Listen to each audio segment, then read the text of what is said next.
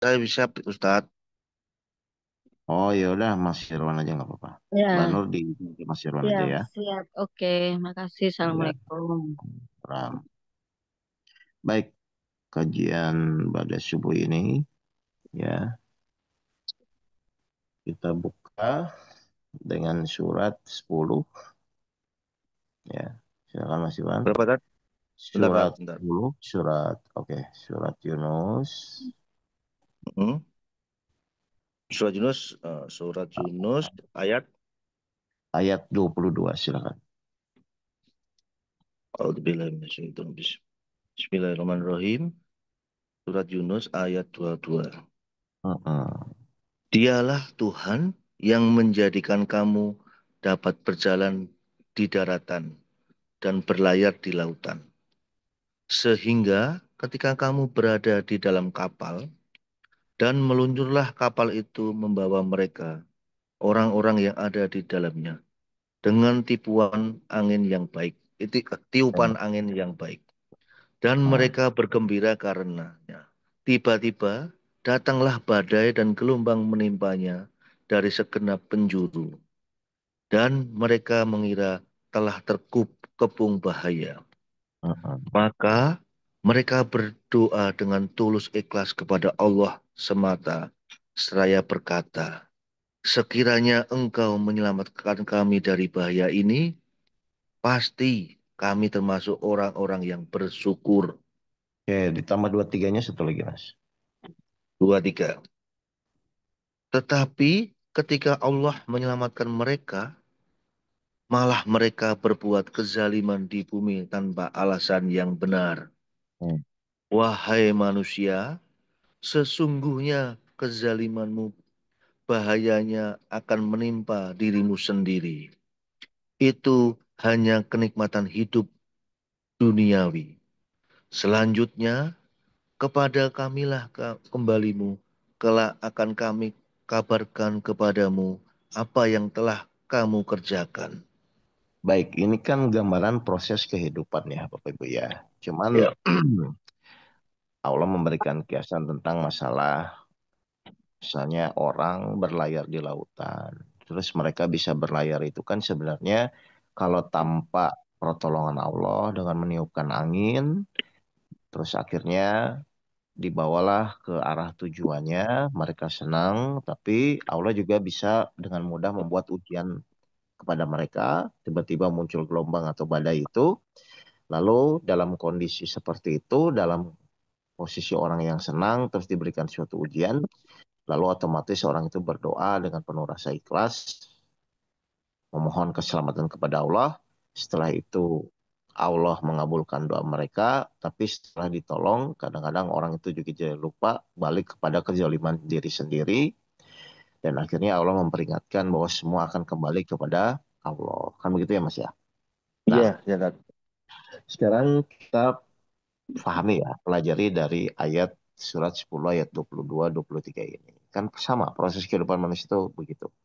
Kita hidup menikmati rezeki dari Allah gitu kan. Hati senang, terus akhirnya muncullah Lupa. suatu lupa diberikan suatu kejadian. Astagfirullah. Setelah ya Ya. kan setelah diberikan suatu kejadian, mulailah berpikir, berusaha untuk menyelesaikan misalnya ya. Tapi akhirnya mungkin juga mentok sana sini, akhirnya ingat kepada Allah karena dia mulai sadar hanya Allah yang bisa menyelesaikan. Mulai itu orang tuh berserah diri, berdoa, terus alhamdulillah Allah angkat, Allah tolong gitu kan.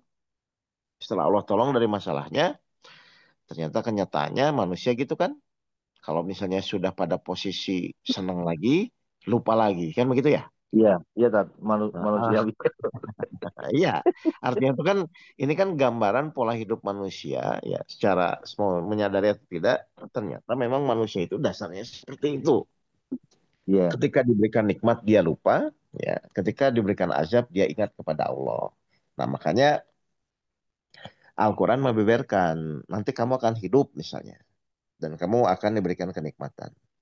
Supaya tidak lupa dengan kenikmatan, maka otomatis Allah akan uji dengan tanda kutip misalnya sedikit kelaparan, penderitaan dan lain-lain.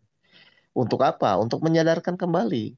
bahwa apapun yang sekarang Bapak Ibu terima, kenikmatan apapun yang Bapak Ibu sekarang dapat, itu ternyata kan hanya dari kasih sayang Allah saja.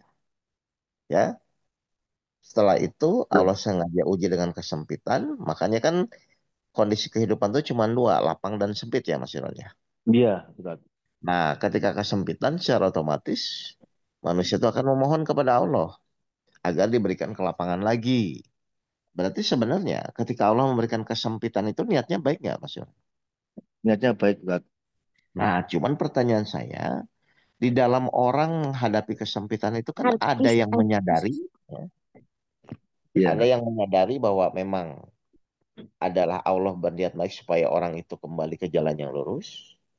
Ada iya. yang tidak menyadari, malah terjebak dengan permasalahan, malah semakin menderita. Berarti kan sebenarnya ini bukan masalah tentang lapang dan sempit. Ini masalahnya adalah Bapak Ibu tuh sadar nggak bahwa apapun yang terjadi, mau lapang dan sempit, yang terpenting kan Bapak Ibu saat itu mengingat Allah atau tidak kan Mas? Oh, gitu ya, Ustaz. Iya. Lo kan tujuan Allah, Harus mengingat. misalnya, iya kan, siapa yang lebih mengingat Allah kan begitu. Makanya kan Iya, ada salah satu ayat misalnya apa yang di langit dan di bumi semua bertasbih kepada Allah. Kan maksudnya tuh Allah menciptakan manusia dan Allah ingin manusia itu selalu mengingat Allah dalam lapang dan sempit. Nah, tapi kan iya, kenyataannya kalau tidak dididik dengan kejadian, manusia kan sebenarnya kadang-kadang nggak sadar gitu, Mas. Nah, iya, makanya semua orang ya, kalau nanti misalnya Bapak Ibu dalam kondisi apapun, mau lapang dan sempit, ingat bahwa tetap yang terjadi itu semua adalah tujuan Allah agar manusia itu mengingat Allah. Makanya kalau di surat Al-Baqarah 152, silakan Mas. 152. Hmm. Surat Al-Baqarah 152. 152. Hmm. Al-Baqarah 152. Maka ingatlah kepadaku, aku pun ingat kepadamu. Nah, Bersyukurlah kepadaku, dan janganlah kamu ingkar kepadaku. kan ini Allah udah wanti-wanti kan dalam situasi apapun Bapak Ibu harus sadar bahwa Allah itu tetap yang mengatur apa yang Bapak Ibu lakukan. Makanya ketika ayat 152 ini bilang ingatlah kepadaku maka aku pun yang akan ingat kepadamu. Ya kan? Berarti kita dulu ingat ya kan baru nanti Allah yang ingat kan. Salah satunya Iya, ingat apa? Salah satunya 153-nya jadi lanjut apa? satu Al-Baqarah 153.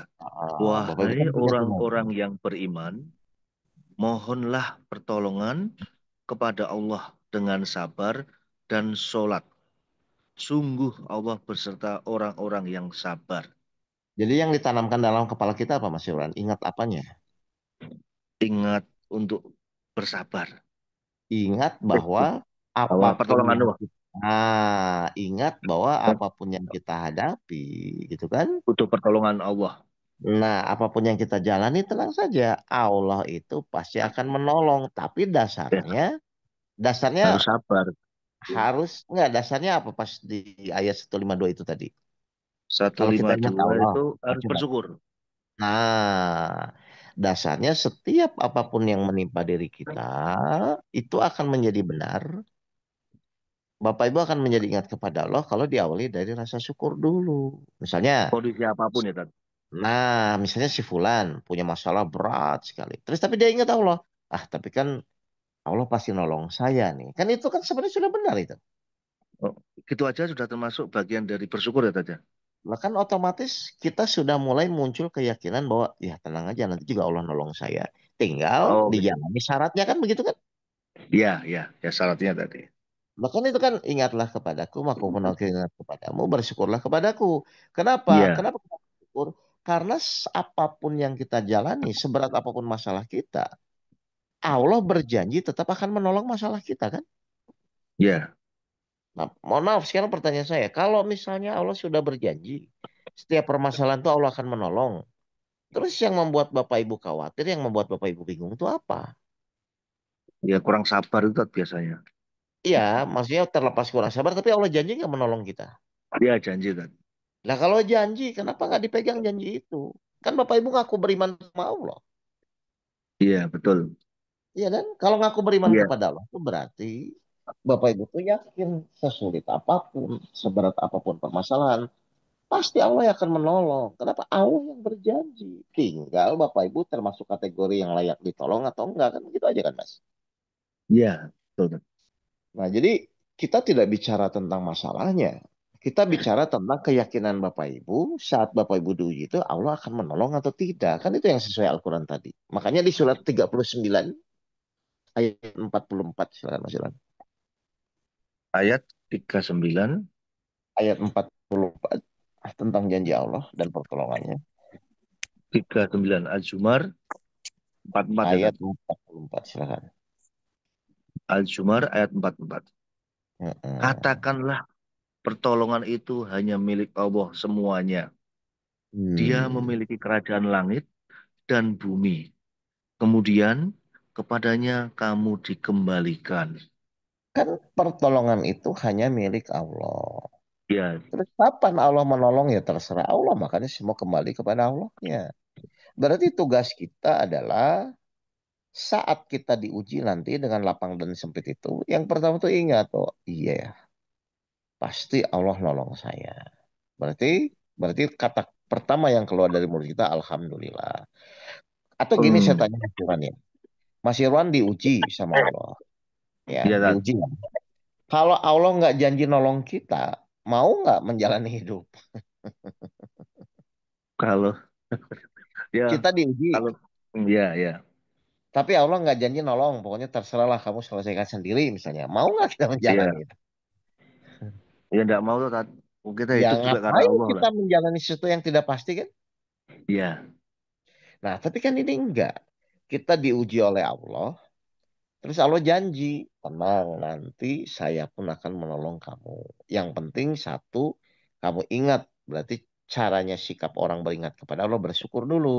Alhamdulillah ujiannya besar, tapi tenang saja Allah janji menolong saya. Itu yang pertama. Yang Iya. kedua setelah itu yaitu menjalani di Al-Baqarah 153 itu kan. Karena Allah yang Iya. menawarkan sini. Semua minta tolong. Tapi kamu harus jalani ya. Iman yang benar, sabar yang benar, sholat yang benar. Yang ketiga ingat pertolongan itu hanya milik Allah. Kan tinggal dirangkai aja sebenarnya itu. Hmm, Jadi setiap betul Tat. ujian apapun, Bapak Ibu harusnya tenang saja. Karena tetap Allah berjanji akan menolong permasalahan kita. Nah tinggal pertanyaan saya, lebih yakin mana? Janji Allah menolong kita atau permasalahan yang kita hadapi kan gitulah Mas. Iya Tat, betul Tat. Nah, tapi kan manusia dasarnya kan sesuatu itu melihat yang nyata kan, bukan yang goibnya kan. Karena Iya. manusia itu biasanya fokus kepada permasalahannya, akhirnya secara nggak sadar dia lupa bahwa apapun masalah itu yang terpenting itu sikap dia kepada Allah agar layak ditolong. Jadi Iya memang tugas Tat. kita tuh menjalani ujian dari sempit menuju lapang, dari yang belum ditolong menjadi ditolong. Kapan saatnya? Ya pasti akan ada saatnya. Selama kita Hmm, memang benar-benar mengikuti petunjuk-petunjuk yang Allah kasih. Makanya pukulan pertama ingat ya Bapak Ibu ya. Semua kejadian yang menimpa kita, itu yang pertama menurut Al-Baqarah 152 itu ya diterima dulu, bersyukur dulu, Alhamdulillah. Apa yang disyukuri? hmm, Ya, kita Allah yang nolong gitu loh. hmm. Kecuali Bapak Ibu disuruh menyelesaikan masalahnya sendiri.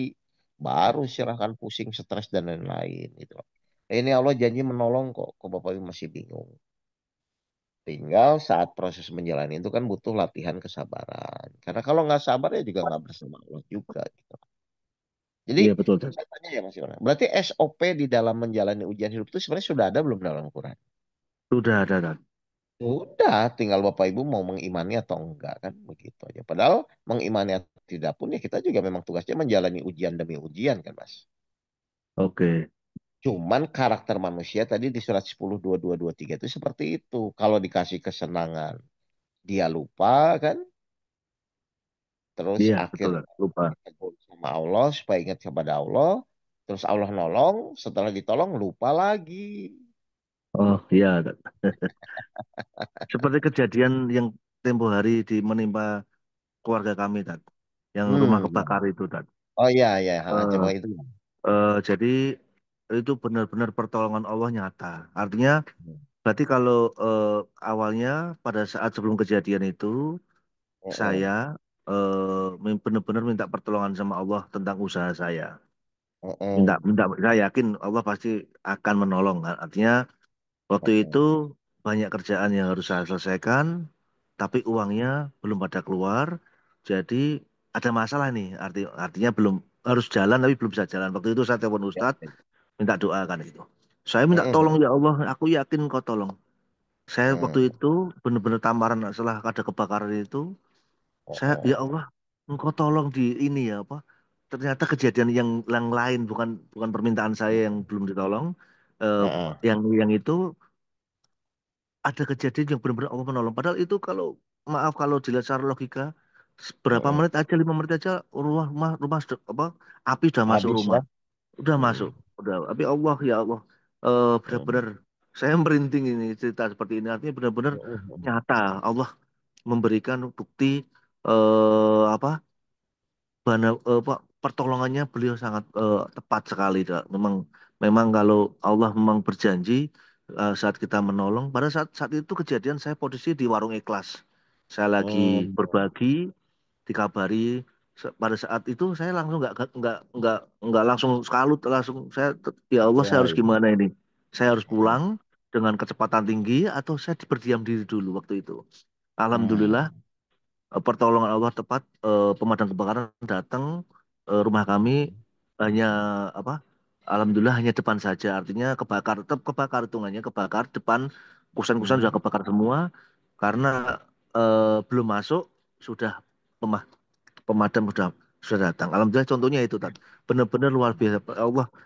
Ustadz sering ngajari saya untuk apa, Mm. yakin aja Mas Ron, yakin pertolongannya Mm. Allah. Alhamdulillah setelah itu ada permasalahan yang saya minta itu ada solusinya Tat. Pelan-pelan sudah ketolong. Langsung. Ya, ya Tat. Betul, betul. Dan intinya kan sebenarnya Bapak Ibu harus sadar ya, hidup itu kan nanti ada lapang, ada sempit ya Mas Yarwan ya. Iya, Tapi setelah sempit nanti ada lapang lagi nggak? ya ada. Semua Ada kan? tergantung persepsi ya. Betul. Sampai apa? Sampai benar-benar nanti mau lapang dan sempit itu kita tidak terpengaruh. Iya Tat. Kan kalau kalau sekarang kita belajar kalau lapang kita alhamdulillah tenang. Kalau sempit kita mulai gelisah khawatir ya. Kan itu kan Iya sebenarnya Tat. pendidikan dari Allah ya.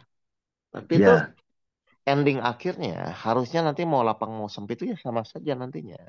Kalau Bapak Ibu benar-benar sudah mulai menjalani dan mengikuti apa yang Allah perintahkan. Akhirnya jiwa kita jadi tenang kan begitu. Mau dibuat lapang, mau dibuat sempit, ya jadinya tenang saja. Jiwa kita tuh kayak tidak terpengaruh dengan keadaan. Karena apa? Karena memang Allah yang membuat seperti itu. Karena hati itu nanti Allah yang bolak-balikan dan yang diatur, yang mengaturkan nanti Allah sendiri nantinya. Bagus ya pelajarannya iya, ya. Jadi, iya Tat. Ya, ya. baik, Bapak Ibu sekalian, intinya silahkan Bapak Ibu melakukan segala kegiatan apapun. Tapi Bapak Ibu harus mulai memahami atau belajar hikmah dalam setiap kejadian-kejadian itu.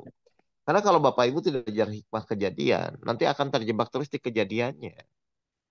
Jadi mau lapang mau sempit, sebenarnya itu tetap kasih sayang Allah yang ujung-ujungnya semua kembali kepada Allah dengan pertolongannya.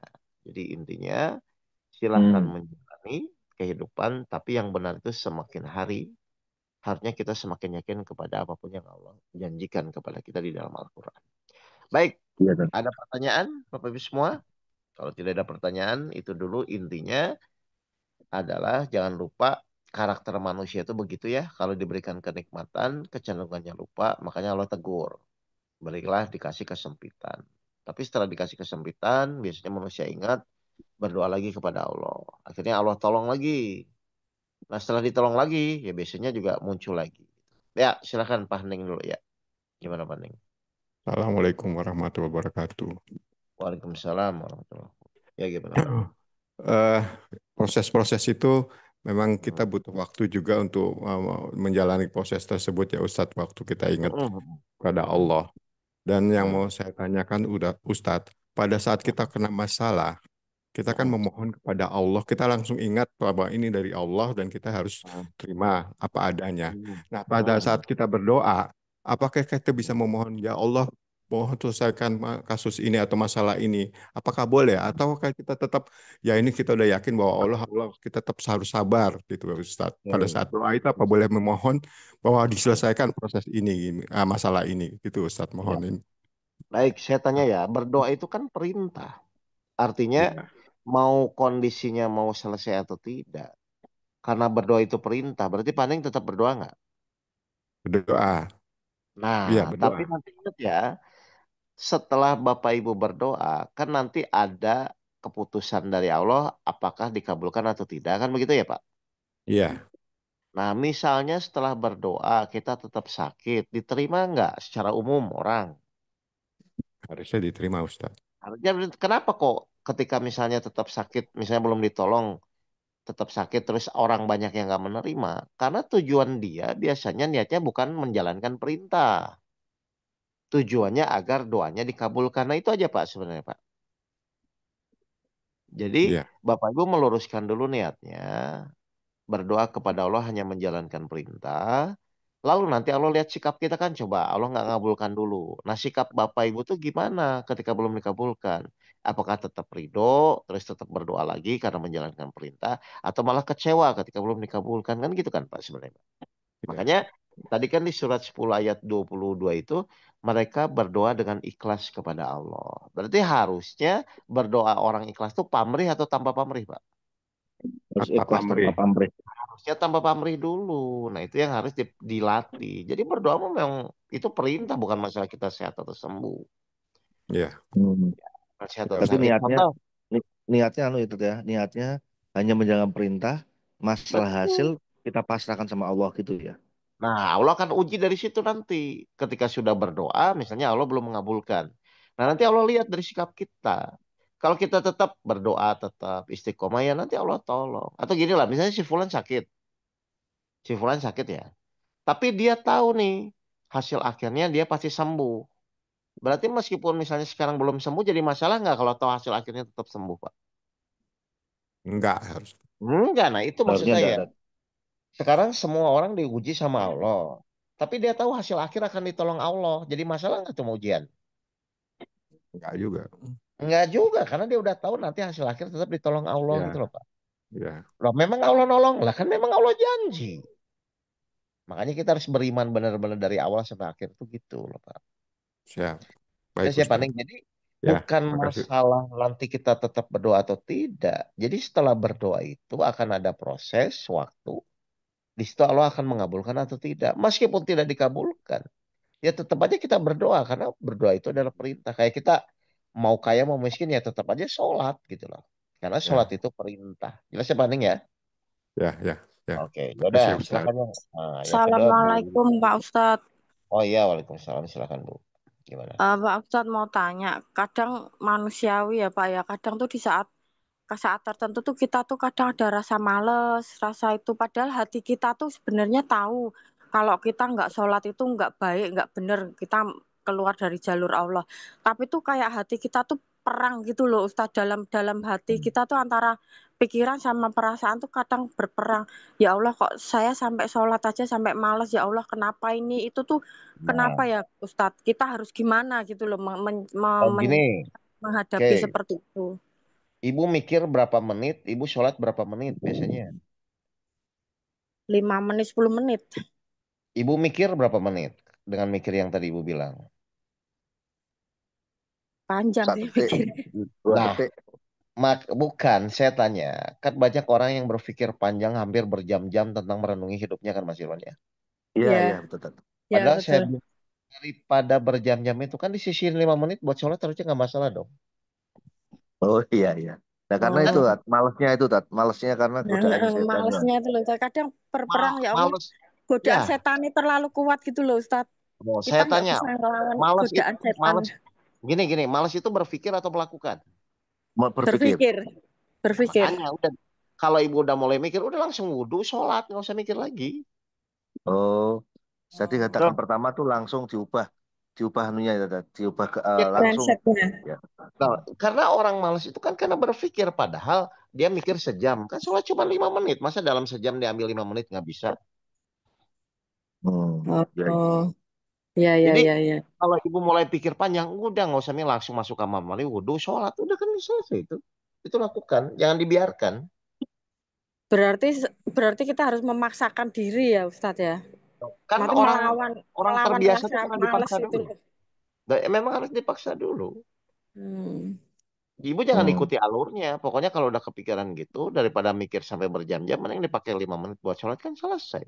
Nanti mikir lagi terserah, tapi mulai dipaksain lagi, sholat lagi. Akhirnya nanti kebiasaan sholat menutupi masalahnya nanti. Oh, iya, iya, iya. Itu ya Bu ya? Iya, iya, Ya, iya, Ustadz. Terima kasih, oke. Ustadz. Terakhir Bu Rina, silakan Bu Rina. Silakan ini, angkat tangan. Oke, kalau tidak ada lagi, Ya Ustaz, ya, ya silakan. Gimana Bu? Ustaz, Ya. saya. Nah, sebenarnya dari setiap materi yang Ustaz sampaikan, kita itu menghadapi masalah itu sungguh sangat mudah ya Ustaz. Tapi Hmm. pada kenyataannya implementasinya itu kok susah ya Ustaz. Gimana ya Ustaz caranya Ustaz? Saya nanya ya, sulit Ya. itu karena sulit itu karena sulit atau karena belum terbiasa? Karena belum tahu caranya, belum terbiasa. Belum. Ya. Kan gini saya tanya dulu ya, Mas Irwan bantu deh, ini kayaknya kurang jelas sama Bu Rina. Orang itu kalau dikasih masalah biasanya mikir dulu atau yakin dulu, Mas? Harusnya Mikir. langsung yakin dong. Biasanya Nah, mikir mikir dulu. dulu kan? Ya. Ya, banyak mikir. Nah, langsung mikir itu karena dari dulu memang terbiasa begitu, atau memang saat-saat ini saja, Bu? Karena Dan terbiasa. dulu Ustaz. Nah, makanya sekarang kan dengan pemahaman ini kan kita akan rubah nih kebiasaan itu. Ternyata orang itu nanti kalau punya masalah itu harusnya yakin dulu. Yakin apa? Bahwa nanti tetap Allah akan menolong masalahnya. Nah, ini kan perlu kebiasaan, nanti dirubah gitu loh. Hmm. Jadi saya Oh, ulang itu lah ya perlu Bapak Ibu. latihan. Saya ulang ya, kan Bapak Ibu juga baru memahami metodologi ilmu kehidupan kan sekarang. Sedangkan Iya. pola berpikir lama dulu-dulu kan ya selama ini kan Bapak Ibu ada masalah selalu berpikir bagaimana solusinya, gimana caranya. Kan dulu begitu polanya. Nah ini tuh Iya, Tat. pelan-pelan kita mulai rubah karakter itu. Supaya apa? Supaya nanti Bapak Ibu terbiasa nanti ketika punya masalah tuh, oh yang pertama tuh yakin dulu. Nah itu kan memang perlu kebiasaan kan Mas Iwan? Iya. Perlu Nah, latihan, perlu kebiasaan. betul, tapi Bapak Ibu nggak usah konsentrasi bisa atau tidak. Tetap konsentrasi hijrah di jalan Allah, berikhtiar supaya merubah karakter itu menjadi nanti suatu kebiasaan. Jadi tenang aja, misalnya belum berhasil ya latihan lagi aja, nggak usah jadi beban. Oh, kok susah? Nggak usah begitu. Susah itu kan karena belum terbiasa saja. Tapi setelah lama-lama lambat laun, ketika kita mulai berlatih, insya Allah nanti lama-lama pun akan terbiasa. Jadi jangan dijadiin beban juga. Waduh, kayaknya sebelum bisa. Nggak begitu juga. Karena memang namanya proses manusia itu perlu waktu untuk membiasakan diri dengan keadaan. Kayak kita misalnya ya, dulu misalnya orang kaya, terus tiba-tiba habis hancur jadi miskin. Kan suka nggak suka kita juga nanti membiasakan diri kan Mas Iman. Benar nggak? Iya, betul, Tat. Iya, pernah Nah kita itu alami, Tat. iya, misalnya dulu per bulan 200 juta, sekarang per bulan cuma 2 juta. Ya lama-lama juga Iya, tetap membiasakan karena hidup tetap berjalan gitu. iya, iya, betul, Tat. Ya, jadi tenang saja Bapak Ibu, kita istiqomah aja mengkaji, mulai praktek pelan-pelan. Dan nggak usah berpikir hasilnya sesuai, tidak sesuai, berhasil atau tidak. Itu urusan Allah. Urusan kita tuh merubah sikap kita. Makanya kan di surat 8 ayat 53, Allah tidak merubah nasib, keadaan suatu kaum sebelum kaum itu merubah apa yang ada pada dirinya sendiri. Diri mereka Iya, sendiri. Jadi rubah yang dirubah tuh dirinya berdasarkan kejadian ujian-ujian yang Allah kasih. Baik, Mas Irwan, terima kasih Bapak Ibu sekalian. iya, Mohon Tat. maaf. Ya, Iya. sampai ketemu lagi di kajian dadakan berikutnya. Mari kita tutup dengan bacaan hamdalah bersama-sama. Alhamdulillahirabbil alamin. Alhamdulillahirabbil alamin. Alamin. Ya, Assalamualaikum warahmatullahi wabarakatuh.